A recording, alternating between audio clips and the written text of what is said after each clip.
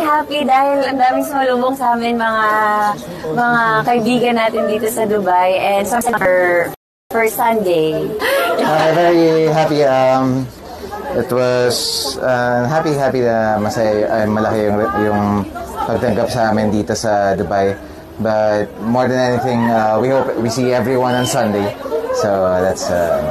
Hello mga kapamilya dito sa Dubai. Magkita-kita po tayo ngayong Sunday sa Said Hall 1, Dubai World Trade Center. See you there! Yes, sa mga kabayan, sa mga kapamilya nating OFW or immigrant dito sa Dubai and UAE, we just want to say thank you sir for your hard work.